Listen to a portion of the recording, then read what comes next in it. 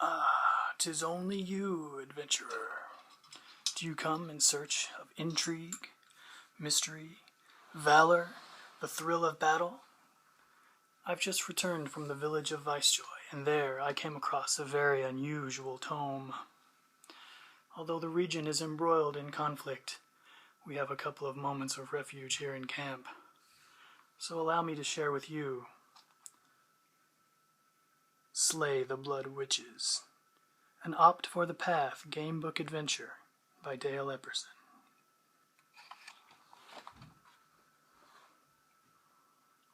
You grew up in a small medieval village called Vicejoy, surrounded by a lush green forest. The local furrier kept a shop near the brook, and you remember playing among his many piles of animal skins. Some were very exotic, belonging to animals that you had never seen in the wild. The rich smells of his warg and boar pelts still evoke fond memories. You also spent a lot of time helping out in the unicorn stables, mostly by scooping the sweet-smelling rainbow waste into buckets. With many years of practice under your belt, you've become quite the accomplished uniquestrian. As time passed, you also developed a love for the bardic arts. Song and subterfuge sounded like a siren's call, and eventually you became something of a scoundrel, filching small items from the pouches of drunken travelers at the tiny inn near the center of town. Although serious crime was rare, you learned the skills of archery and swordplay to defend yourself against highwaymen and other unsavory types that frequented the main road. Eventually, you began to stray further into the areas surrounding the village, roving over the fields almost as far as the major crossroads. One fine morning, while you are strolling in the forested glades, you suddenly overhear the telltale sounds of a robbery in progress. Peeking around a boulder, the scene unveils itself. 3 ruffians armed with melee weapons have surrounded a slender youth. You recognize him as a guest of the local inn, and the thieves are demanding that he surrender his pouch. Unbothered, the youth smooths his long golden hair and brashly calls out, "Ha! You must be joking. I can slay the lot of you while filking a tune." The lead thug draws a sword and approaches him menacingly. Now you must choose. If you watch to see if the youth can defend himself, continue to page 3. If you draw your bow and silently send an arrow into the leader of the thieves, turn to page 4. If you announce your presence while brandishing your bow, turn to page 5. What do you choose? Send an arrow into the leader. Good choice. You notch your bow and an arrow whistles into the thief's back, puncturing the leather jerkin and nesting in his lung matter. He collapses, and another thief twists instantly to face you. An axe leaves his hand, flipping end over end toward your face. With lightning speed, the youth sends a rope dart to intercept the axe, catching it up and saving your life. He then quickly dispatches the other thieves with well-placed darts to their skulls. Approaching you, he says, "Beware these mercenary bands. They have become more skilled. Vicejoy will soon be overrun with armored soldiers sent by the vampire witches in the north. Stay cautious and stalwart, my friend." With that, he heads off toward the village. You decide that it is best to hurry back too. Turn to page 6. Back in town, you enjoy a heel of day-old bread and some goat cheese before beginning your duties at the unicorn stables. The work is tedious, and after a long day of scooping floral piles, you say goodbye to your favorite unicorn sparkles and decide to retire to the inn for a pint of ale and a pipe.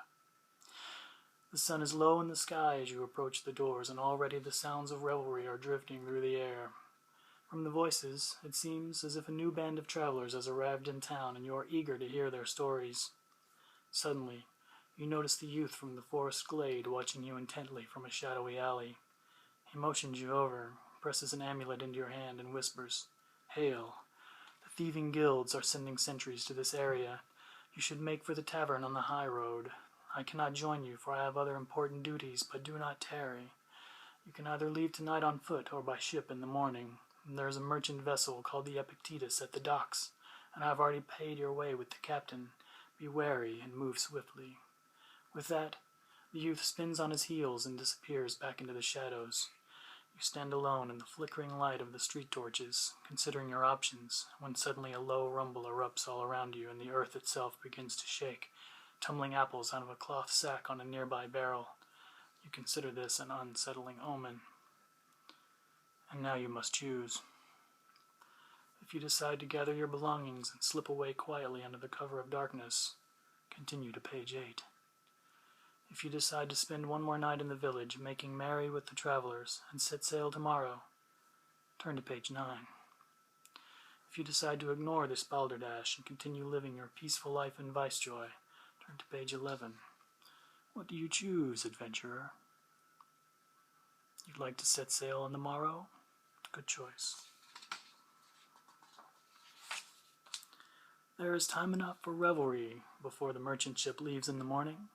And besides, you cannot imagine leaving town on such short notice.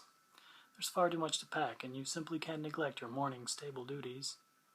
Plus, you are weary from a whole day of work and beyond ready for your usual mug of ale, so you head into the tavern to meet the traveling band of adventurers. They come from the faraway realm of Tir Valuvar, garbed in the unusual clothing of the region. The women, having changed out of their traveling leathers, look ravishing in exotic Arctic silks. The group drinks much of the tavern's ale stores, singing ancient melodies all the while in tongues that you have never heard before.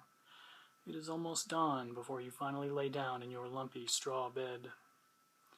In the morning, your head aches, and you hurry to pack a few supplies before racing bleary-eyed to the docks, arriving just as the ship is about to pull anchor. You think about Sparkles the unicorn as you watch the townsfolk from the high railing of the ship. They stretch and mill about sleepily in the pale sunlight. Captain Crocodilio estimates a 2-day journey to reach the port town of Kabir. The first day at sea is uneventful, so you spend your time drinking grog and carousing with the crew. The morning of the second day, however, a sudden storm develops furiously and blows the ship off course. The vessel almost capsizes 3 times, and 2 sailors are lost overboard in the spray. Trembling with anxiety, you silently make peace with the gods below deck. When the storm finally breaks, a strange island can be seen in the distance. Half of the crew wants to continue toward the mainland, and half seem to want to investigate. The captain, not operating under any schedule or authority other than his own, appears to be torn between the 2 options. You feel that you can influence his decision by adding your voice to one of the choruses. And now you must choose. If you want to make for the island, turn to page 18. If you would rather skip the island and head towards the mainland, turn to page 19. What was that?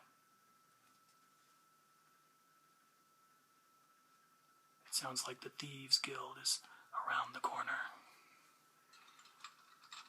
We will have to wait for another day to continue our time together. If you'd like to read the rest of the book, make your way to Vicejoy. You'll find it at the merchant's stall. I've left information for you. Be wary, traveler.